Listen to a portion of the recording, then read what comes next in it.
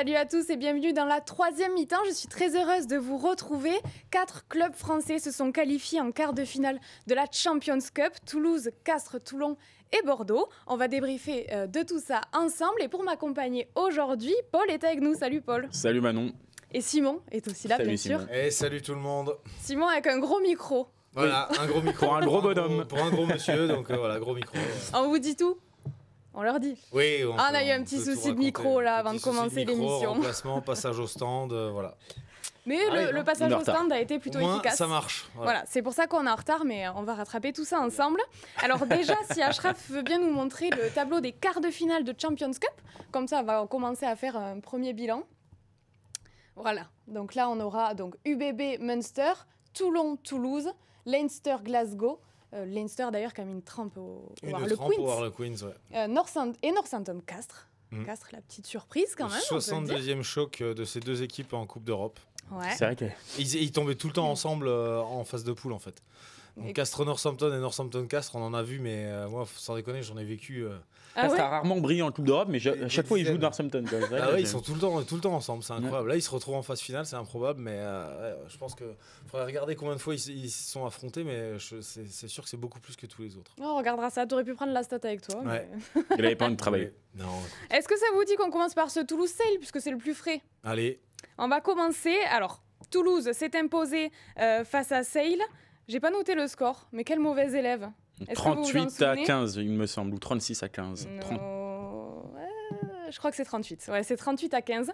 Donc c'est Toulousains qui ont eu un petit peu de mal. Après, ça s'est un petit peu décanté. Avant qu'on rentre dans le débrief du match, Simon, je te vois sourire. Il y a quand même un fait marquant dans ce début de match toulousain. Achraf va nous mettre les images à l'écran. C'est ce parachutiste malheureux, un parachutiste qui devait amener le ballon voilà, pour ce match et qui s'est malheureusement coincé. Qui nous a fait une terrible frayeur parce que là, honnêtement, quand on voit sa taille et que tu la reportes à la hauteur là au sol, enfin, je pense qu'il y avait 25 mètres quoi. Et honnêtement, ça faisait rire. Ça faisait rire parce que c'était cocasse, parce que bon voilà, on mettait les boucliers en dessous de sa possible zone de chute. Ouais. On a déployé voilà un jeu gonflable et tout ça. Mais bon, en réalité, c'était vraiment pas drôle parce que le gars était vraiment à 25 mètres de haut. Bon, apparemment, quand ils ont fini par enlever le parachute, on a vu qu'il était vraiment bien coincé, donc tant mieux. Et finalement, voilà, les secours sont arrivés, les pompiers de Toulouse sont arrivés. Je leur fais une dédicace d'ailleurs, parce qu'on est arrivé jouer au rugby avec eux. Et ils ont été plutôt efficaces et voilà, tout s'est bien passé. Mais franchement, si on avait... Bon, ça a retardé le match, je pense que ça a impacté un petit peu la concentration des joueurs qui sont... mais qui ont dû s'adapter. Mais bon, après, voilà, Hugo, comme le disait Hugo Mola aux caméras, honnêtement, là, il y a la vie d'un homme en jeu.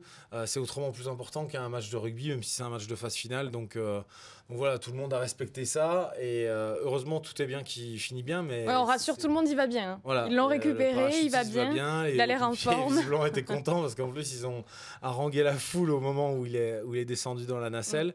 Donc bon, c'est très bien, mais voilà. Il n'a même pas eu peur en plus, donc apparemment. Non. Ouais. Voilà. Écoutez, petit incident avant ce début de match et après. Alors, est-ce que ça les a marqués? Est-ce que ça leur a... Voilà, c'est vrai que je ne sais pas s'ils se sont réchauffés entre-temps. Nous, c'est vrai qu'on était un petit peu... Il y a eu un battement de 30-40 minutes. Mais en tout cas, ce début de match était bizarre. Du moins, côté toulousain, c'était pas aussi facile. Non, mais... Oui. Ce que je veux dire, c'est qu'il y a deux équipes et il y a deux formations qui ont pu être dérangées par un fait de match comme ça. Je respecte trop les Toulousains pour croire qu'un fait de match, un match décalé de 30 minutes ou 40 minutes, puisse les déranger quand on sait tout ce qu'ils ont vécu ces dernières années. Tout ce qu'a réalisé cette génération, non, je pense que voilà. Et puis Sale aussi a pu être dérangé dans sa préparation, donc et eux font un très bon début de match, les Anglais. Ouais. Donc, non, je pense pas quand même qu'à ce niveau-là, tu puisses être dérangé. Ça me fait en 2021 quand ils battent La Rochelle en finale de top 14, ils arrivent en retard au Stade de France, pris dans des bouchons, tout ça. Bon, on se souvient du match qu'ils font derrière. Donc c'est des joueurs qui ont quand même l'habitude de ça et des contretemps. Donc je pense pas que ça explique leur mauvais début de match. Paul a raison, je pense que ça vient tout simplement de la qualité de l'opposition. Moi, je m'attendais pas à une équipe. Après, quand on regardait sur le papier, on voit que Sale, c'est une équipe hyper costaude, voilà, dans un match qui évolue dans un championnat anglais qui est bien moins anxiogène que notre top 14, donc qui a peut-être plus l'habitude de jouer. De développer un rugby vraiment offensif. Il y a quelques joueurs qui sont vraiment de classe mondiale. Et voilà, tout simplement, les Toulousains sont tombés sur un os, quoi. Et voilà, quand il te manque forcément des joueurs extrêmement importants comme Antoine Dupont ou que d'autres sont en reprise de compétition, tout ça mis bout à bout, ça fait un match. Après, encore, ils s'en sortent bien parce que on rappelle le score. À la fin, il n'y a pas photo. Mais c'est vrai qu'ils l'ont eu vraiment dur. C'est un petit peu le propre des Toulousains de toujours retomber sur leurs pattes quand même. Ouais, non mais c'est sûr. Après moi, ce qui m'a un peu plus dérangé quand même, c'est leur manque de combativité devant. On sait que la force quand même de cette équipe de Sale, c'est son pack. Ils ont quand même une troisième ligne avec les frères Curie. Bon, c'est des internationaux, Cowan Dickey, tout ça. Bon, on connaît leur force, mais quand même, voilà. C'était le mauvais Stade Toulousain, celui qui joue un peu à la baballe, qui joue arrêté, qui met pas de vitesse dans le jeu, du coup des mauvais choix. Et c'est vrai que je pense que ça a soufflé fort à la mi-temps. Et en deuxième période, ils ont quand même remis les choses dans le bon ordre, voilà, en gagnant les collisions. Le rugby, avant de régaler le stadium, ça passe déjà par là, quoi. Donc, c'est comme ça que le Stade Toulousain s'impose tout le temps, parce qu'on en fait des caisses sur le jeu de main, tout ça, tout ce que tu veux. Tous les entraîneurs de top 14 te disent qu'ils te cassent la bouche déjà en conquête, bien sûr, dans le jeu direct et tout ça, qu'ils ont des meilleures courses, qu'ils arrivent à gagner la ligne d'avantage. Donc voilà, en fait, oui, on en fait des caisses sur le rugby spectaculaire, mais il ne faut pas oublier que le Stade Toulousain, s'ils sont aussi performants, c'est qu'ils sont meilleurs que les autres sur les fondamentaux et les tâches obscures, quoi. Donc, sur l'analyse du match. Je pense qu'ils ont été pris, justement, je pense qu'ils ont vraiment été pris sur ces secteurs-là par les Sharks, quoi. Dans l'analyse du match sur le chat, ils vous rejoignent. Sentiment mitigé après le match, le pack pas dominant, Graou et Aki un peu maladroits et la blessure de Capozzo. C'est vrai, on va y revenir. Ça, c'est un après, on va rentrer dans les hommes et tout. Il y a des choses à dire, mais là où je te rejoins, par contre, avant que je revienne sur d'autres choses, c'est quand tu disais qu'ils retombaient quand même sur leurs pattes. Et c'est vrai, en tout cas personnellement, j'ai jamais été inquiet pour eux. Et c'est un peu à l'image de cette Coupe d'Europe quand même globalement, où on voit aussi Toulon qui fait une première mi-temps indigne de son rang et qui au final en met 70 aux Saracens. Voilà, c'est un peu à l'image de ces gros clubs, même Bordeaux quand même à son échelle, on n'a jamais été très inquiet pour eux face à l'Ulster. Donc voilà, c'est malgré des matchs qui sont pas aboutis pour les gros clubs français, ils passent quand même et avec une marge conséquente. Le point commun, c'est que pour les 3 matchs que tu as cités, il y a eu une période de flottement. On a l'impression que nous, que les équipes françaises ont du mal à produire un match vraiment maîtrisé, d'être constant toute la partie et tout ça. Comme tu dis, Toulon, ça a un peu flotté. L'UBB aussi, ça a un peu flotté. Puis finalement, ils s'en sortent super bien. Toulouse a lutté, mais on a l'impression qu'on n'a pas encore cette... Enfin, je sais pas, mais en tout cas, à ce stade de la compétition ou de la saison, ils sont pas en mesure de produire un match maîtrisé. Bon, après, il faut aussi reconnaître qu'il y a des belles oppositions. Oui, il y a des belles oppositions. Face, que les autres ont le droit d'être bons, d'être performants et de bien jouer. Puis ils n'ont aucune pression en plus. En tout cas, ça a peut-être fait du bien aux équipes françaises de tomber sur ces équipes coriaces là. J'ai l'impression d'être dures, quoi. Et pour en vue de la fin de saison, parce que ça fait une bonne piqûre de rappel. Ouais, c'est sûr. Après, encore une fois, c'est toujours la même histoire avec cette Coupe d'Europe où tu te dis c'est coriace, mais tu as l'impression qu'il n'y a aucune équipe qui veut défendre, même les Saracens, même la Sale, je trouve qu'ils loupaient quand même pas mal de plaquages, alors que c'est leur ADN. Voilà, tu te dis toujours, on arrive, c'est des matchs vraiment pas lisibles, ces matchs de phase finale. J'ai le souvenir de la phase finale de H-Cup où des fois tu avais des scores à 9-6 où vraiment là t'affrontais vraiment des équipes horribles et tout comme ça. Mais là, à part le Munster, tu vois, on en reparlera avec La Rochelle où vraiment ils ont fait un match comme à l'ancienne. Sinon, même Sale, tu vois, ils ont tenté de jouer des fois avec des mauvais choix, des trucs. Ils sont sortis un peu de leur cadre et c'est ça qui les a fait aussi courir après le score et tout, quoi, aussi, parce qu'ils sont pas restés dans un plan de jeu qui fonctionnait bien face à Toulouse. Ford a complètement raté son match. Bon, il y en a quelques-uns, quoi. On va revenir sur les hommes forts de ce match avant de parler d'Ange Capozzo, qui fait quand même partie, le pauvre, des hommes forts de ce match, justement, mais qui s'est blessé. Alors, on pensait au niveau de la cheville, mais ça peut être un peu plus grave. On pense aussi au tibia péroné, enfin, pas moi, hein, mais les médecins, du moins. Docteur Moreau. Ouais, donc, il va faire des examens complémentaires. On va y revenir. Chez les hommes forts, j'ai noté Pierre-Loïc Barassi et Julien Marchand. Du côté toulousain, c'est en tout cas les mieux notés de nos envoyés spéciaux qui étaient au stade. Qu'est-ce que vous en avez pensé, vous, notamment du match de Pierre-Louis Barassi, qui visiblement était aux côtés d'un Pitaaki un peu plus terne? Ouais, Barassi, pour moi, c'est le meilleur Toulousain, notamment dans cette première mi-temps qui n'est pas aboutie. Il a gagné tous ses duels, hein. Franchement, il n'y a pas grand-chose à dire là-dessus. Il m'a un peu déçu pendant le tournoi, pour être honnête. Oui. Je l'attendais à un autre niveau. Il n'a pas réussi, je trouve, à aller chercher ce niveau international. Mais là, il confirme, par contre, sa très bonne saison avec le Stade Toulousain. Parce que, pour le coup, il réalise sans doute la saison la plus pleine de sa carrière. Et là, dans une équipe qui ne fonctionnait pas très bien, c'est toujours plus difficile de briller, ou en tout cas d'être au niveau. Et lui l'a été. Toulouse ne gagnait pas les collisions, mais lui a gagné toutes ses collisions. Il a fait avancer son équipe. Il a été plutôt fin techniquement pour jouer les coups offensivement. Donc non, je trouve qu'il fait vraiment un très bon match complet. Et dans cette période où Toulouse perd des cadres, c'est très bien qu'ils aient un Barassi à ce niveau-là, quoi. Ouais. Et ça fait du bien de le revoir à ce niveau-là. Justement, tu le disais, après un tournoi où, globalement, il nous a un petit peu déçus. Ben, moi, j'ai du mal à me faire un avis en fait sur son tournoi, parce que je trouve qu'on l'a alors, beaucoup critiqué, je trouve, pour ça, pour la défense. Alors, c'est sûr qu'il y a eu des erreurs individuelles, mais moi, j'aimerais bien voir quelle était la part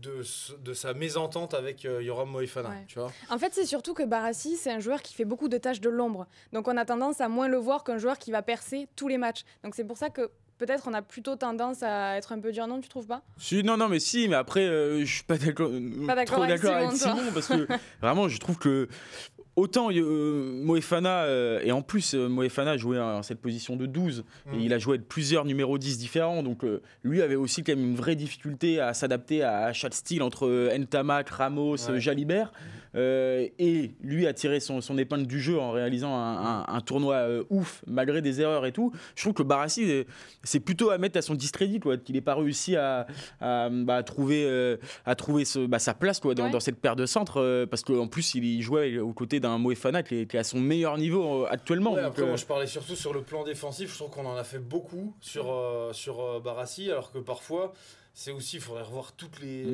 actions, mais je pense qu'il y a aussi des actions où c'est plus le fait d'une mauvaise communication, parce qu'ils évoluent pas ensemble en club. Parce que moi, j'ai pas l'impression que Pierre-Louis Barassi ce soit un mauvais défenseur au Stade Toulousain. Non. C'est un mec qui plaque bas, qui m'a l'air vaillant et tout ça. Donc ça m'a interpellé en fait ces performances moindres en défense dans le tournoi. Donc c'est vrai que c'est. Mais même offensivement, tu vois, je trouve, alors, parce que aussi il a peut-être besoin de temps, mais il m'a fait un peu penser à un Moefana au début, quoi. Tu sais, il a pas prendre sa place même offensivement avec ce qu'il fait au Stade Toulousain. Moi, j'étais le premier à dire avant le tournoi que je trouvais que Yoram Moefana n'avait pas donné la pleine. Tu vois, son plein potentiel en équipe de France, puis là il m'a cloué le bec là, clairement, et tout le monde a reconnu que c'est certainement l'un des meilleurs bleus sur le tournoi. Mais on digresse, les enfants. Oui. On peut peut-être passer à Julien Marchand, vu qu'on a parlé de Pierre-Louis Barassi. Pardon, je suis un petit peu enrhumée, j'ai beaucoup de mal là. Pierre-Louis Barassi qui a fait donc un très bon match, et Julien Marchand. Tu voulais y venir justement, Simon. Je trouve que pour moi, il est en train de renverser. Une fois de plus, la concurrence à ce poste de talonneur, que ce soit à Toulouse ou en équipe de France. Ça se renverse tous les 6 mois, Oui, parce qu'elle avait récemment basculé en faveur de Movaca et Julien Marchand. Et là, je trouve que la concurrence avec Peato Movaca a vraiment poussé Julien Marchand à travailler certainement encore plus. Moi, pour les avoir vus lors de la préparation de la dernière Coupe du Monde en 2023, lors du stage à Monaco, je peux vous assurer qu'il faisait 40 degrés. Les deux, ils se lâchaient pas. Ouais. C'était impressionnant sur une séance de physique, mais en plus à mourir. Mais vraiment, c'était horrible. Les deux ne se lâchaient pas d'un centimètre, quoi. C'était vraiment impressionnant. Et là, je me suis vraiment rendu compte que ces deux gars se tirent une bourre,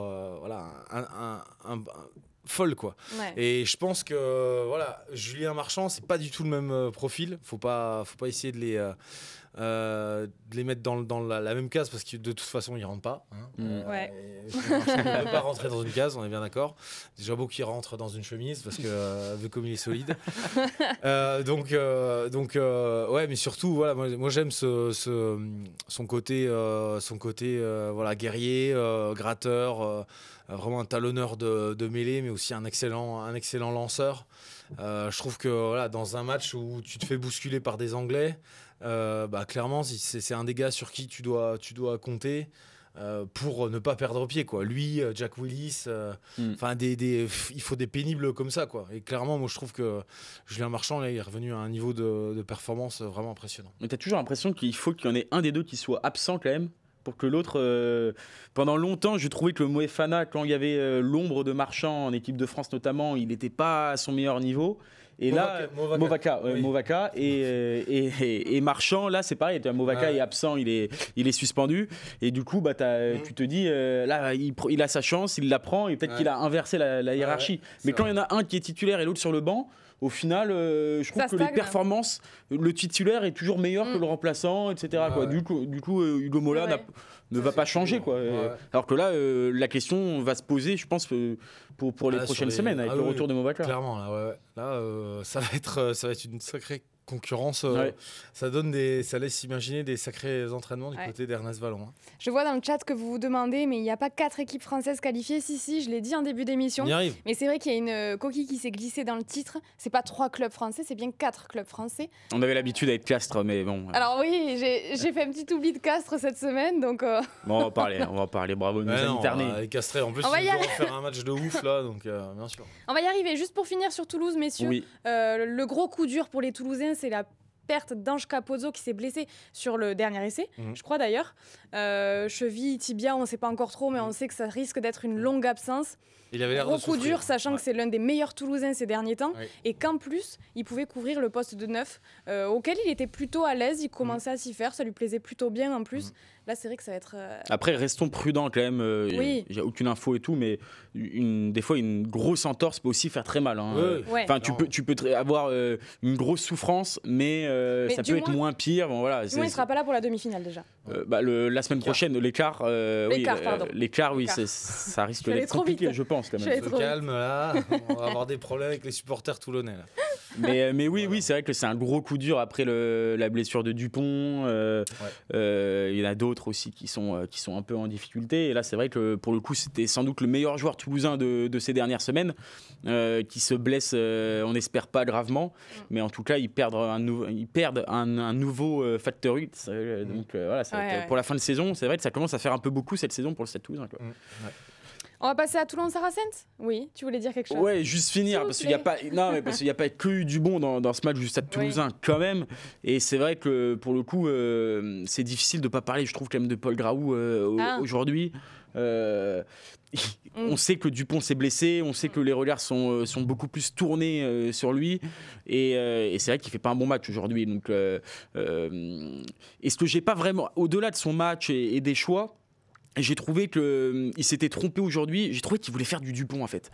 Et alors que Graou, c'est un bon joueur de rugby, il n'y a aucun débat là-dessus, à mon sens. Et voilà, j'ai trouvé qu'il voulait trop remplacer Dupont, et du coup, il allait un peu trop loin. Quand il a son équipe qui était dominée, il fallait qu'il joue un peu plus simple, qu'il reparte sur des libérations rapides, propres, et peut-être moins porter le ballon comme peut faire Dupont. J'ai trouvé qu'il portait beaucoup trop, qu'il allait trop loin, du coup il s'isolait, il faisait des fautes de main. Du coup voilà, il faut pas... Dupont est absent, tout le monde le sait. Graou, il faut qu'il joue son jeu. Il a quand même un jeu où il pourrait être titulaire dans pas mal de clubs de top 14. Et il l'a déjà montré quand Dupont était là aussi lors des doublons. Donc voilà, il s'est trompé aujourd'hui. Je pense que ça sera important pour la suite de la saison toulousaine, et notamment en quart de finale, de retrouver un Graou plus haut niveau, quoi. Pour sa défense, c'était son premier match vraiment en jeu en Champions Cup, puisqu'il a déjà été remplaçant. Et voilà, là, c'est la première fois qu'il était titulaire. À voir, on lui laisse... bien sûr, mais ça va être déterminant quand même. Il va passer un sacré test la semaine prochaine contre Monsieur Baptiste Sorin.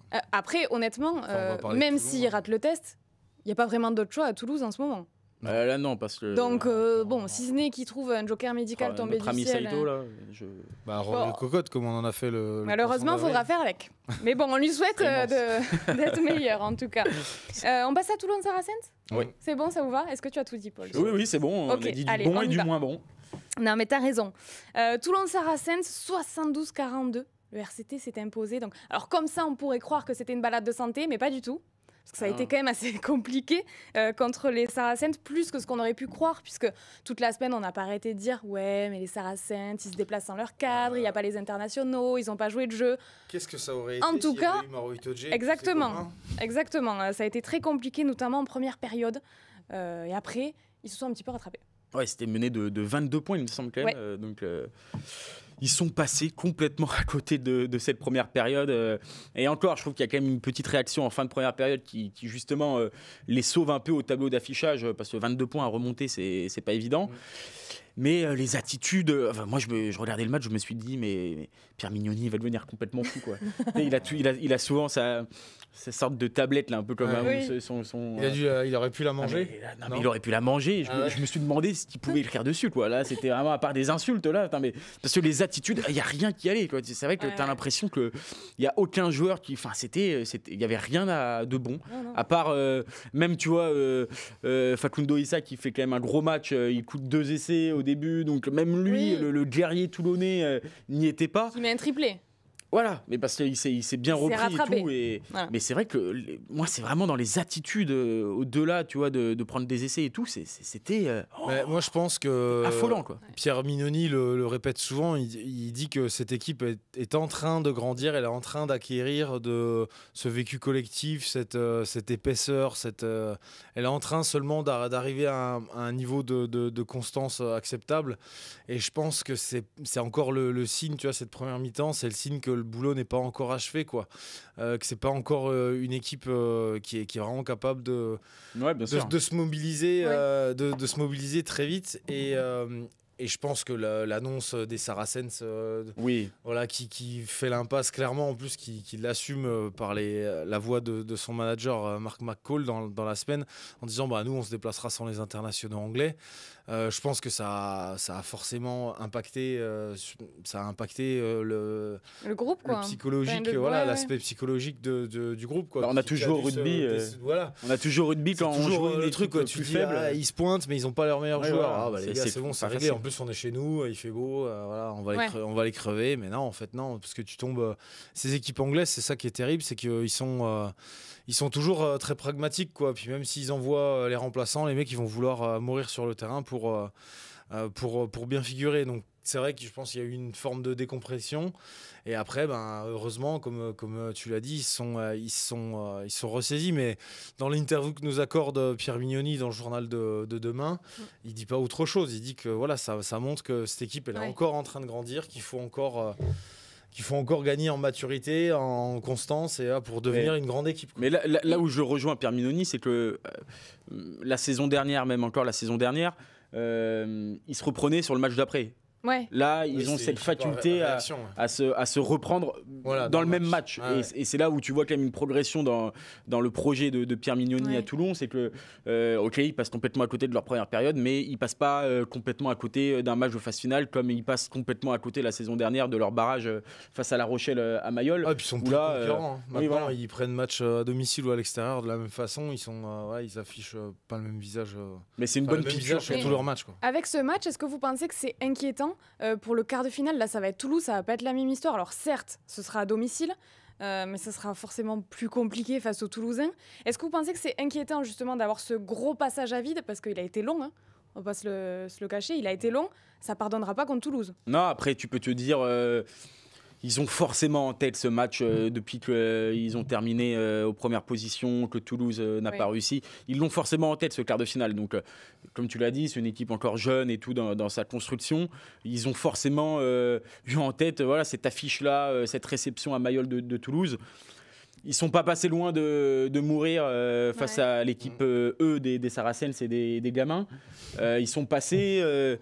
Ça peut aussi être la suite d'une belle aventure et d'une saison en disant regardez les gars, là on a failli se faire éliminer par la toute petite porte. Là maintenant on reçoit le grand Stade Toulousain. En tout cas dans l'attitude. Je dis pas qu'ils vont gagner la semaine prochaine, mais je les vois pas passer à côté comme ils sont passés à côté là contre les Saracens. Moi je pense que ça peut être une bonne piqûre de rappel. Voilà, parce que là, au moins là, quand tu es entraîneur, bon certes tes mecs ils ont marqué 72 points, mais là il y a de la matière à débriefer, il y a des points vraiment à corriger rapidement.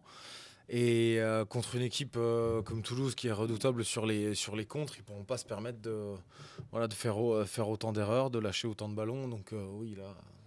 Quand tu arrives en quart de finale de Champions Cup, il n'y a plus que les équipes qui sont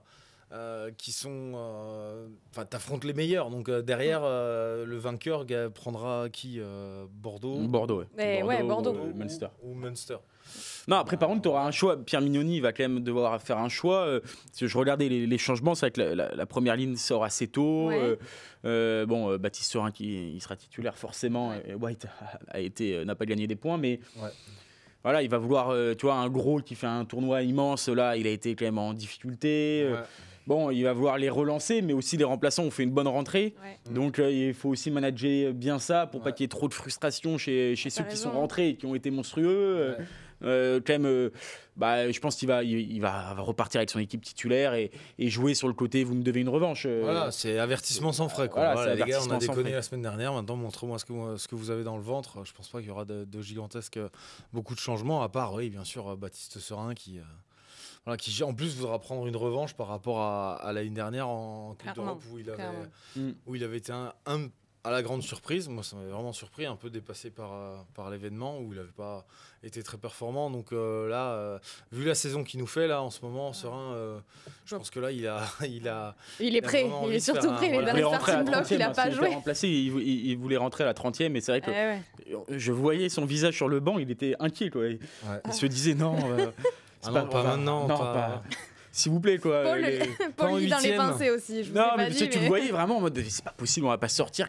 Même lui osait pas y croire, quoi. Sortir face à cette équipe des Saracens qui avait vraiment envoyé l'équipe D, quoi. Donc, mais au final, ils se sont quand même bien repris avec la manière. Donc, c'est clair. 70 points, quand même, c'est pas tous les jours. Non, c'est. On passe à l'UBB ? Ouais. UBB Ulster. 43-31. Là aussi, beaucoup d'essais. Un autre score de Super Rugby. Un autre score de Super Rugby. Mais pourtant, ça n'a pas été... Alors, c'était pas comme Toulon. On va se répéter. On va se répéter. Ils se sont un peu fait peur, même si, comme disait Paul en début d'émission, on n'a jamais vraiment tremblé pour Bordeaux. Mais quand même, c'était pas aussi simple que ce qu'on aurait pu croire. Mais comme à chaque fois, en fait. Non, mais après Bordeaux, attention quand même, parce que... Encore Toulouse et Toulon, je suis moins dur, mais je trouve quand même que Bordeaux, c'est quand même une maxime ces dernières semaines, cette faculté à un peu perdre le fil des matchs. Je trouve que ça a été le cas face au Stade Toulousain, alors qu'ils font un début de match incroyable, une première mi-temps incroyable. Ils sortent complètement de leur partie. Et là, c'est un peu pareil, quoi. Tu te dis, ils mènent pareil, 22-0, je crois, ou 21-0. Et au final, ils se font rejoindre face à une équipe quand même très faible, là encore, et peut-être la plus faible de la compétition, quoi. Enfin, en tout cas, de ces phases finales. Ils se qualifient l'Ulster avec 5 points, une victoire. C'était l'école des fans. Voilà, c'était... Et Bordeaux, je trouve quand même que c'est un peu récurrent ces dernières semaines, cette faculté à déjouer pendant une assez longue période dans les matchs. Et donc, attention, parce que si cette équipe veut gagner un titre, il faudra qu'il soit beaucoup plus constant, quoi, pendant 80 minutes, parce que ça ne pardonnera pas face à une adversité beaucoup plus forte, quoi. Tu es d'accord avec Paul, toi, Simon ? Est-ce que ça t'inquiète, tu vois, pour la suite ? Je n'ai pas dit que j'étais inquiet, mais j'ai dit Est-ce que tu te dis, s'il continue comme ça, effectivement, ça risque d'être compliqué. Moi, là où je rejoins Paul, c'est que c'est vrai que sur les dernières semaines, il y a des signes, quoi. Il y a des signes... on a beaucoup parlé de cette ligne de 3/4 des Galactiques. On a beaucoup parlé surtout de Louis Bielbiarré qui nous a fait un tournoi incroyable et tout ça. Mais c'est vrai que ces dernières semaines, mine de rien, il y a quand même des signes qui montrent que cette équipe manque un peu de constance, quoi, voilà, dans son effort. J'ai du mal à expliquer. Je me souviens bien de la deuxième mi-temps de Toulouse. Ils ont perdu carrément le contrôle du ballon, les Toulousains. Et les Toulousains se sont réveillés, les jeunes Toulousains, parce que c'était les très très jeunes Toulousains d'ailleurs, faut le préciser. Et en ce sens, c'est inquiétant. Mais oui, c'est vrai. En fait, ça ressemble un petit peu à la situation de Toulon, quoi. On n'arrive pas encore à maîtriser les rencontres. Enfin, c'est ce qu'on Moi, je trouve qu'ils sont plus avancés dans leur construction. Oui, non, bien sûr, ils sont plus avancés. Puis il y a plus de. Et j'en veux plus à Bordeaux collectif. de faire un match comme ça qu'à Toulon, pour le coup. Oui. Ouais, non, mais c'est sûr. Après, je trouve quand même que leur équilibre, notamment devant, où on a longtemps associé devant à leur faille principale depuis quelques saisons dans les grands matchs et tout. Ouais. Là, c'était beaucoup mieux cette année. C'est pour ça aussi qu'il y a eu ces résultats-là. Et c'est pour ça que la ligne de 3/4 a pu autant briller. Je trouve que cet équilibre-là, des fois, il est un peu fragile, quoi. On a vu, c'est au Racing où ils perdent la conquête, elle était catastrophique. Il y a des matchs comme ça. Perdu en donc, touche, donc je trouve que quand ça tangue et tout, aussi devant, c'est pas non plus, ça reste fragile, quoi. Ce côté un peu guerrier, ce côté conquérant qu'ils avaient cette année beaucoup plus que les autres saisons devant. Je trouve que ces dernières semaines aussi, il n'y a pas que la ligne de 3/4. Et c'est peut-être aussi pour ça que la ligne de 3/4 ne brille un peu moins aussi dans les matchs. Comme ils perdent le contrôle du ballon, ils perdent l'initiative et tout, ils peuvent être moins conquérants, faire des erreurs, être moins bons en conquête. Et ça encore, tu vois, c'est là où c'est pour ça que contrairement à Toulouse, où Toulouse, on sait quand même que dans les grands matchs, ils répondront présents. Bordeaux ne nous l'a pas encore montré. Donc, là, t'as plus de... Oui, forcément, on a plus de doutes. Voilà, on a un peu plus de doutes. Et Toulon, c'est différent. Parce que Toulon, normalement, ils sont un peu plus en avance que Toulon. Mais c'est vrai que je reste encore une fois dans les grands matchs prudent sur cette équipe de l'UBB qui ne m'a pas encore montré qu'elle avait tout pour aller chercher ce titre, quoi. Alors qu'il y a quelques mois, on disait clairement que c'était l'année de l'UBB. Ça reste mais pour moi, ça reste l'année de l'UBB. Parce qu'ils ont quand même un stade toulousain qui est amoindri, quoi qu'on dise. Ils ont perdu leur meilleur joueur. Là, ils ont peut-être perdu Capozzo pour de longues semaines. Tu sens quand même que les petits signes comme ça, c'est leur année. Toulon, on l'a dit juste avant, a moins d'années de construction que l'UBB. Et donc là, c'est vrai que tu te dis, c'est leur année, mais il faut qu'ils aillent le chercher. Il faut qu'ils prennent un peu leur destin en main, quoi. Il ne faut pas qu'ils attendent ça en disant c'est bon, c'est pour nous et tout, tranquille. On va recevoir Toulouse ou Toulon en demi-finale, dans notre stade et tout. Non, c'est là, ils vont passer à la trappe, comme ils sont passés à la trappe l'année dernière contre les Harlequins, à domicile. Il faudra commencer par assurer en quart face au Munster. Déjà. Pour essayer d'aller chercher un peu plus de certitude. Munster qui n'avait pas gagné de match de phase finale de Coupe d'Europe, de Champions Cup depuis 3 ans. Donc là, c'est la fête du côté de Cork. Ils ont fait la bringue. Ouais, ça c'est sûr. On passe à Castres-Trévis. Avant de terminer, c'est le dernier club qualifié dont on va parler. 39-37. Alors là, c'était très accroché. Voilà, c'était pas du tout la même physionomie de match. J'ai noté une petite stat. C'est David Bruniquel qui me l'a donné. La dernière qualification de Castres en quart de finale de Champions Cup remonte à 2002. Vache. Ça fait plus de 10 ans. Oui. J'ai pas vérifié, j'ai fait confiance à David, je vous avoue. 20 ans. On peut lui faire. Ça fait. Mais oui, 20 ans, mais qu'est-ce que je dis ? Vous savez que c'est pas mon truc, les chiffres. 23. Mais. Merci. Dis dans l'oreillette. Voilà. Non, c'est vrai, si la stat est vraie, c'est vrai qu'elle est complètement folle. Elle peut pas m'aider. Mais bon, la stat est folle quand même. Et il y a toujours cette sensation avec Castres qu'ils arrivent là pour jouer les troubles fêtes. On les attend jamais. Et puis au final, ils arrivent au fait. On est là. Bah oui, comme en top 14. C'est un peu nouveau en Coupe d'Europe, du coup, mais c'est vrai qu'en top 14, ils ont ce sentiment-là, quoi. Ils y sont toujours. Voilà. Mais moi, je suis content. Alors, ok, on va me dire, ils gagnent un peu miraculeusement et tout. 2 choses là-dessus, ça m'agace. Première chose qui m'agace, on a le sentiment de Trévise, c'est les zèbres ou j'en sais rien, ou que c'est une équipe catastrophique. Mais respectez Trévise. Il y a beaucoup d'internationaux. C'est la moitié de l'équipe d'Italie, plus les internationaux argentins. Franchement. Donc, Ils ont battu. Ça joue très fort. Voilà, c'est une bonne équipe. Donc voilà, Castres n'a pas non plus cette expérience européenne. Mais là où je suis content, c'est que vraiment, déjà, ils ont joué le jeu de la Coupe d'Europe cette année. Oui. Et j'étais le premier à les critiquer pas mal ces derniers temps parce qu'ils jouaient pas trop le jeu ces dernières saisons. Là, ils jouent à fond, ils mettent leur meilleure équipe. Il y avait une ambiance formidable quand même à Castres ce week-end. Ils se sont vraiment appropriés cette Champions Cup et ça fait plaisir à voir. Et après, bon, voilà, ils nous ont servi un match alors avec des lacunes, avec des difficultés, des frayeurs. Sacré frayeur, le carton rouge d'Adrien Séguré. Voilà, alors qu'en tout début de deuxième mi-temps. Un Badian qui était sur le courant alternatif, qui est un peu représenté. Lui aussi qui nous a fait peur, qui a pris un choc monstrueux. Et c'est vrai que du coup, c'était un match très ouvert, quand même très plaisant à regarder, sans doute le plus plaisant du week-end, avec un scénario fou. Mais voilà, je pense pas que Castres va être champion d'Europe cette année, mais en tout cas, ça prouve que quand on joue le jeu de cette Coupe d'Europe, on peut avoir des belles émotions, on peut réserver à son public un super samedi. La semaine prochaine, ils vont encore vibrer, ils peuvent peut-être se qualifier en demi. Donc non, franchement, c'est tout bonus pour eux, ils prennent de l'expérience aussi. Donc dans leur construction de leur équipe, donc je suis très content pour eux et ils sont allés se la chercher cette victoire. Puis quand tu regardes sur la composition, tu vois, il y a Gauthier Marava titulaire en 7. Il y avait Théo Chabouni qui a fait un très bon match à l'arrière. Pareil, c'est un très jeune joueur. Donc moi je trouve que c'est intéressant aussi sur le plan de succession. Tous ces joueurs-là, ils ont engrangé de l'expérience. Van Verberg a fait un très très bon match en deuxième ligne aussi.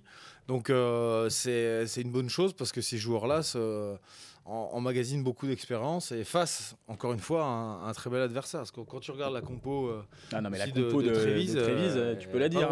C'est la paire de centre de l'Italie. Ouais, Thomas Albornoz, Lorenzo Canone, Tommaso Menoncello, qui, on l'a dit, c'était certainement l'un des top 3 centres au monde en ce moment. Même s'il fait un match pas bon du tout. Et Juan Ignacio Brex. Voilà, c'est une super.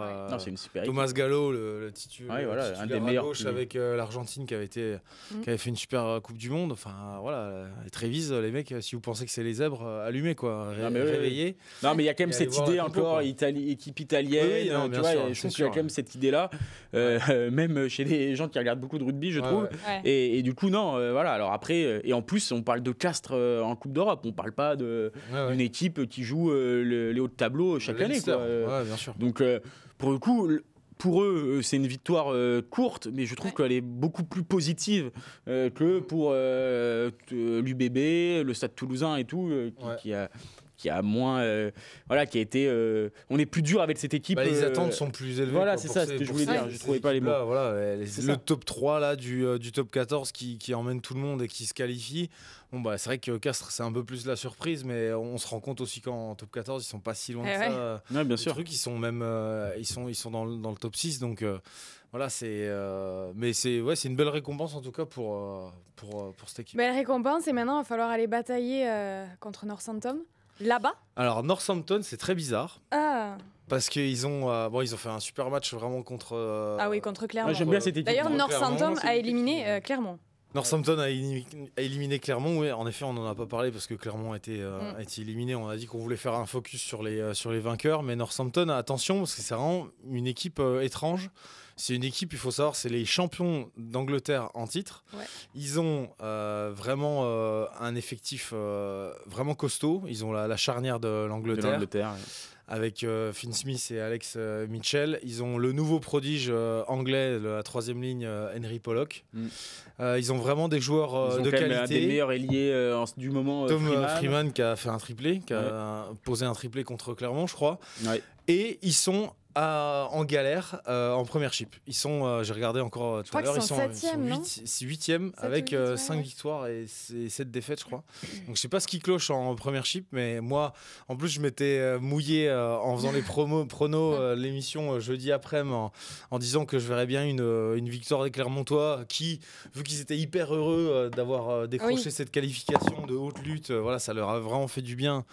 On pouvait penser qu'ils essaieraient de maintenir cette dynamique. Bon, bah, clairement, ils sont tombés sur plus fort qu'eux. Et résultat, ouais, cette équipe de Northampton, ben, elle n'est pas performante en championnat. Et pour des raisons que je n'arrive pas... Désolé, je ne suis pas en Angleterre tous les week-ends, je ne pourrais pas vous dire. Non, mais après, en tout cas, ils ont vraiment une qualité d'effectif. L'effectif est là. Et je pense que maintenant qu'ils ont franchi l'écueil des huitièmes, ben, ils seront durs à prendre. Ouais. Non, mais après, voilà, t'as des équipes qui... Non, c'est des équipes anglaises, elles jouent un peu le jeu. On le voit avec les Saracens. Les Saracens sont plutôt bien au classement. Ouais. Ils ont décidé de bazarder la Coupe d'Europe. Northampton fait le choix inverse parce qu'ils sont pas bien en classement. Et du coup, peut-être qu'ils ont tout misé sur cette Champions Cup. Moi, j'avoue que le match contre Clermont, je regarde pas Northampton tous les week-ends non plus. Et cette équipe m'a vraiment séduite. Parce que je trouvais que déjà, leur charnière, c'est sûr. Moi, je suis séduit par Finn Smith. Pardon, qui je trouve ça serait loin d'être scandaleux qu'il soit le numéro 10 des Lions l'été prochain parce que quand tu vois entre un Finn ou un autre quoi. Sauf que Finn Smith, je pense qu'il te fait moins de dingueries. Ouais, mais justement, positive ou négative que Finn Russell. Parce que Finn Russell, Finn Russell, je trouve qu'il fait vraiment pas une bonne saison quand même. Il te fait du très bon et du très mauvais. C'est ça. France-Écosse. Et c'est vrai qu'il est. Et Finn Smith là, il fait un match vraiment hyper. Que j'aime bien chez un numéro 10, tu vois, hyper complet, parfait au pied, il anime bien, il est capable des fois aussi d'avoir des coups d'éclat, mais alors c'est moins fringant que Russell, mais du coup je trouve que si tu devais noter, tu vois, en mettant des petits plus et des petits moins à chaque fois entre un Russell ou un Smith, Smith, tu vois, au point, il gagne tous ses matchs. Et je trouve que c'est un très bon défenseur aussi, donc il remplit beaucoup de cases et il est jeune, il a du sang-froid, donc j'aime beaucoup ce joueur. Et il a cette équipe de Northampton, ça va être dur à aller les chercher pour classer quand même. Après, voilà, ils n'auront rien à perdre les classeries. Pour le coup, leur saison en Coupe d'Europe est déjà réussie. Clairement. Dans le chat, ils se sont un peu avancés. Ils ont commencé à parler de La Rochelle depuis un bon moment, je vous avoue. Ah oui, ils font partie des clubs éliminés, mais on avait envie de s'y arrêter, puisque la situation pour La Rochelle est quand même assez inquiétante. Ils avaient l'occasion de se rattraper un petit peu de cette série de défaites en top 14. Face au Munster, donc en huitième de finale de Champions Cup. On les attend toujours plus en Coupe d'Europe, puisqu'ils ont rapporté 2 titres déjà. Paul, ça va mal, ça va plus à La Rochelle, quoi. non, c'est sûr. Après, franchement... Tout le monde me fait marrer avec ça, mais il n'y a rien d'étonnant, quoi. Toi, ça t'étonne pas? Le match qu'ils ont ont fait contre le Munster. Mais non, parce qu'en plus, pour le coup, si on veut être tout à fait franc, ils font sans doute leur meilleur match depuis 6 mois, avec le match contre le Leinster qu'ils ont perdu. Donc en fait, dans leur saison, les 2 meilleurs matchs qu'ils font, c'est 2 défaites, courtes, mais défaites. Voilà, c'est simplement une fin de cycle, très clairement. Avec des joueurs qui ont brillé mais qui ont plus le niveau, voilà, il faut être clair, des joueurs qui ont plus le niveau, qui sont peut-être, je vais pas parler d'âge, mais qui ont plus le niveau. Usés, voilà. Peut-être usés parce que voilà, La Rochelle pratique depuis plusieurs années un rugby qui est extrêmement exigeant et c'est des joueurs qui sont habitués à faire des saisons très longues parce qu'il y a toujours phase finale top 14, phase finale Coupe d'Europe et puis voilà, La Rochelle a marché sur l'Europe avec son plan A qui consistait à démolir l'opposition et ils l'ont l'équipe adverse et ils l'ont très bien fait, mais seulement on se rend compte que quand ce plan A ne fonctionne plus, tu as du mal à trouver un plan B. Du moins, c'est le regard que je porte. Ouais, bien sûr. Alors, quand tu es moins dominateur... voilà, non, mais tu as des performances individuelles, tu as un plan de jeu du coup que... Moi, j'ai du mal à comprendre, tu vois. Encore une fois, je trouve qu'ils n'ont pas connu la victoire depuis 8 matchs. Tu viens de rappeler un peu le plan de jeu qui fonctionnait pendant des années. Là, même s'ils font une bonne première mi-temps, ils veulent trop jouer à mon sens. Alors c'est bien parce que je trouve qu'ils ont fait vraiment une bonne première mi-temps juste au carton jaune de West, mais il y a trop d'ambition pratiquement dans leur jeu par rapport à leur situation actuelle et par rapport aussi aux hommes qu'ils ont sur le terrain. Derrière, bon voilà, c'est sûr, à part Teddy Thomas, il n'y a personne qui est capable de courir un peu vite dans cette équipe. Donc voilà, c'est un fait, c'est factuel. Donc retrouver cette gestion des moments faibles, des moments forts, un bon jeu au pied, aller jouer chez l'adversaire. Non, ils ont voulu trop déplacer le ballon et du coup ils se sont fait contrer et au final ils se font punir. Quand tu es en manque de confiance, c'est vrai que toutes les équipes le savent. Tu réduis un peu le jeu, bien sûr. Tu te concentres sur tes avances, sur tes forces et tu essayes de faire...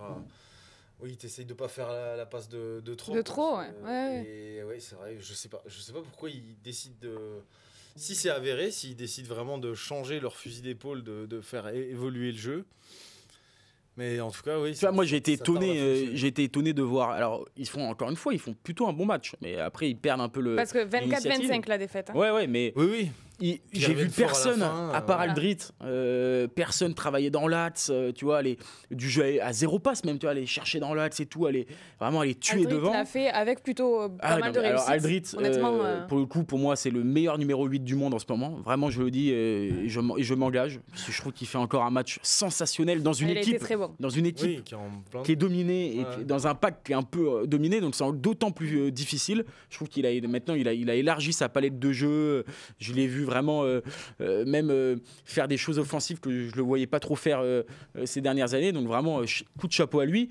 Mais sinon individuellement aussi, il faut quand même dire cette équipe-là n'a jamais eu de grand numéro 10. Quand c'est pas Astoy qui passe au travers, c'est West. Là, au final, Astoy fait une grande rentrée.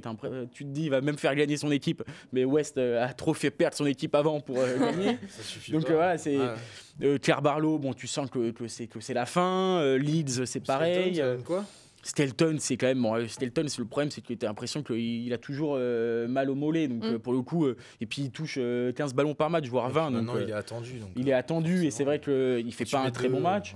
Mais pareil, tu vois, Bourgarit, pour le coup, difficile aussi. Il a pas joué pendant presque un an. Il revient dans une équipe qui est hyper manque de confiance. Mais il fait beaucoup d'erreurs aussi. C'est pas facile. Mais en fait, donc, individuellement, tu as beaucoup d'erreurs et des performances très mitigées. Et collectivement, du coup, ils ont perdu ce qui faisait leur grande force. C'est dans les moments chauds, dans les moments qui font gagner. Là, du coup, ils sortent complètement et ils déjouent, quoi, tu vois. Quand tu sais qu'ils gagnent leurs 2 titres de champion d'Europe dans les 10 dernières minutes, là, ils perdent leurs 2 matchs dans les 10 dernières minutes, leurs 2 matchs importants. Et ils ont perdu ce côté, un peu cette flamme. Et c'est la dynamique. Après, on le connaît, c'est ce qui arrive à toutes les équipes de rugby. Au bout d'un moment, quand tu commences à perdre, t'as plus le rebond, t'as plus ça, t'as plus le truc la pièce qui tombe du bon côté. Donc et le plus dur maintenant, ça va être d'inverser cette dynamique. Après, comme dit Ogara, pour le coup, ça peut être aussi vu comme de la com, mais là, c'est sauver le club, comme il dit. Même si je pense pas non plus que le club soit en grand danger, il va falloir quand même gagner des matchs. Parce que si tu perds tout jusqu'à la fin de saison, c'est sûr que tu es en D2. Mais pour le coup, ça va être que l'année prochaine. Hein, je vois pas, tu vois. C'est quoi le prochain match de Top 14 ? Le prochain match, c'est tout de suite, ils vont à Bordeaux, je crois. Non, ils vont à Vannes, ou je sais plus. Non plus. Non, ils reçoivent Bayonne. Un match très important. Ils reçoivent Bayonne. Ils reçoivent Bayonne. Après, il y a un match à Bordeaux. Ils vont à Vannes aussi, qui les a battus au match aller. Donc, c'est vrai que c'est une fin de saison qui peut être très difficile. Même si, encore une fois, voilà, coup de chapeau quand même à certains guerriers, même à Tonio qui fait pas un mauvais match alors qu'il a été plutôt moins en vue pendant le tournoi. Là, tu sens que... Pareil, Tonio aussi, il a fait ce qu'il a fait. On lui a tiré sur la corde. C'est ce que j'allais dire. Bah oui, voilà, c'est ça. Tous les matchs... Mais là, c'est vrai qu'il y a beaucoup. Après, quand même, juste finir là-dessus, parce que le match quand même, du Munster était horrible, quand même, il faut quand même le dire. Alors, horrible. Horrible, parce que, non, mais quand tu t'essaies de gagner du temps à la 25e minute, tu vois, je trouve que c'est pas tellement rugby. Non, je te jure, sur chaque arrêt, il passait 25 secondes au sol. T'avais des mecs qui avaient des crampes à la 30e minute. Leur numéro 9, la quasi, il faisait que gueuler sur l'arbitre. Et l'arbitre, pour le coup, parlons-en aussi, je trouve que au-delà des décisions et l'action, là. Non, mais un match de rugby, c'est 30 acteurs et c'est aussi un corps arbitral qui met fin à ça, qui met du rythme. Et là, on a eu un mauvais match de rugby, en tout cas pas très plaisant à voir. Et l'arbitre s'est fait un peu manger le cerveau, quoi. Je trouve quand même. Plusieurs fois, il leur a dit bon allez, on venait faire la touche, mais à un moment donné, il faut sanctionner parce que c'est vrai qu'il y avait quand même une stratégie du Munster qui a parfaitement joué le coup. Mais voilà. c'est les consignes de World Rugby d'avoir des matchs beaucoup plus rapides, beaucoup plus de mettre du rythme, quoi. Et quand il se traîne la patte pour aller en touche, non. Et même lui, et même lui, il a pas dû vivre un très bon match, parce que même lui, tu le voyais agacé, l'arbitre, par ça, tu vois, par ces attitudes-là, ça l'a agacé. Mais à un moment donné, tu vois, c'est comme quelqu'un qui en foot qui met un carton jaune assez rapidement dans un match pour se faire respecter. Bah là, des fois, il faut savoir vite se faire respecter aussi et dire bon les gars, vous allez pas me la jouer pendant 80 minutes. Maintenant, on joue, la pénalité, puis ça se trouve vous allez prendre un essai, ça sera bien fait pour vous. Donc voilà, c'était un match pas plaisant en termes de jeu, à part pour le suspense de fin de match, mais sinon voilà, dans le contenu, c'était pas terrible.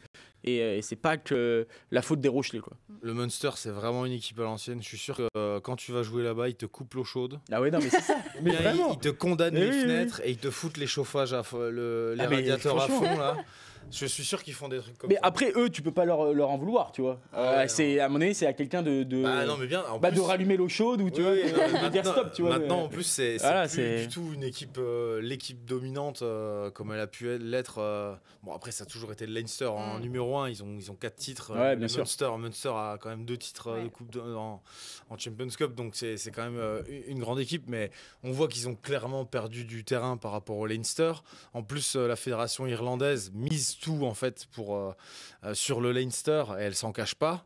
Elle alloue beaucoup plus de moyens financiers au Leinster pour tout simplement pour avoir au moins une équipe performante pour répondre aux défis imposés par par nous, quoi, par nos grosses équipes professionnelles. Donc c'est vrai que le Munster, ils essayent de survivre dans l'ombre du Leinster, et je pense que voilà, c'est à l'ancienne, c'est les roublards. Le moindre petit truc, ils te le lâcheront pas. Et ce match, ça a été à l'image de leur club, de leur culture de club. Non, mais après, ils font franchement un peu leur charme. Ça a dû faire plaisir presque à Ronan O'Gara, parce que pour le coup, c'est vraiment le match, un gros pack qui a mis quand même en difficulté La Rochelle, une charnière vraiment avec le Crowley en 10 qui met le drop décisif. Qu'aurait pu taper Ronan O'Gara. Oui, voilà. Je pense que là, il devait avoir le seum. Et des joueurs vraiment horribles, tu vois, vraiment horribles. Tag Bern, mais Bern, à la 35e, quand tu l'as vu, Bern, en vrai, c'est immense ce qu'il a fait quand même. Avec tout ce qui s'est passé autour de lui, quand tu le vois sur un déblayage à la 35e, se toucher le casque et tomber en arrière en mode comme ça et tout. Et vraiment jouer la comédie, tu t'es dit, en vrai, c'est une star. En vrai, moi, ça m'a fait rire parce que. Antoine Dupont, vas-y, relève-toi, dépêche-toi. Heureusement qu'il était à La Rochelle. Hein. Et là, je pense que personne lui aurait. Il a voulu renverser le truc en disant, regardez, je suis victime d'un déblayage. C'était vraiment. Un discours qui revient en ce moment, celui de la victime. C'est marrant ça. En tout cas, l'UBB est prévenu. Ça m'a marqué là. Tu l'as toujours. Je l'ai toujours là. L'UBB est prévenu. Attention face au Munster. Avant de se quitter, messieurs, je voulais quand même dire un petit mot juste sur la Challenge Cup. On a Lyon qui est encore en train de jouer son match face aux Sharks d'Urban. Ça se passe plutôt bien, non? Ça se passe bien, 27-7. Oui, bon. Il reste une dizaine de minutes. Je pense que c'est fait. Et, merci nos amis sud-africains de jouer le jeu de la Coupe d'Or. Ouais, merci les Sud-Africains. Pour laquelle vous avez été intégrés. Retournez en Super Rugby, s'il vous plaît. Les Bulls ont gagné à Bayonne. Oui, alors j'ai pas regardé. Désolé, j'ai pas vu la compo de Bayonne, mais. Je t'avoue que ça avait fait tourner. Bon, voilà. Pardon, je vais finir. Oui. Les Ospreys s'accrochent, enfin même vont gagner 36-12 contre les Scarlets. Okay. Donc ça nous donne une petite idée de la suite. Seul qualifié chez les Français, enfin du coup deuxième qualifié si Lyon se qualifie, le Racing 92 qui s'est imposé contre Perpignan. Qui a d'autres chats à fouetter. Exactement. Et pour Bayonne et Montpellier ont été éliminés. Voilà, Montpellier j'y étais et la douche froide, le grand gâchis.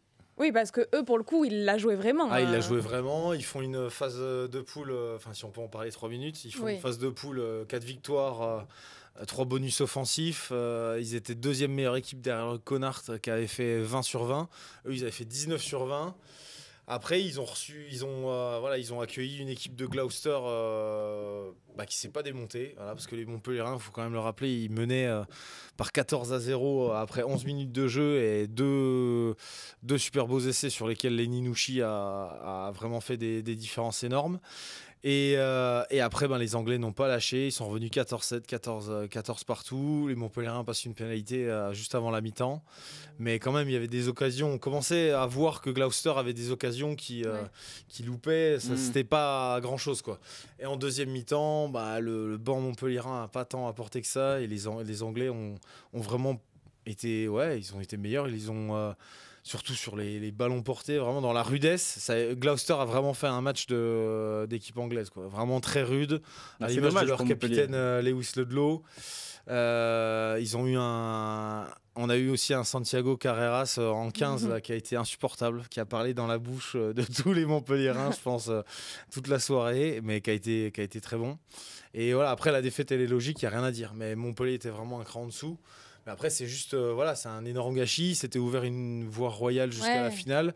Ils devaient recevoir les huitièmes, les quarts et les demi.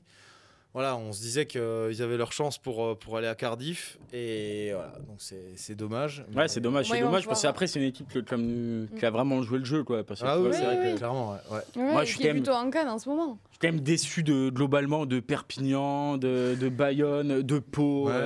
Pau qui fait vraiment un match horrible. Moi, je pense que tu peux pas en vouloir à un club comme Perpignan qui joue sa vie en top 14. Sa vie en top 14. Moi, je leur en veux pas du tout. Non, mais bien sûr, mais en fait, ça montre. On parlait en début d'émission quand même de construction, tu vois, d'un club, d'un groupe et tout.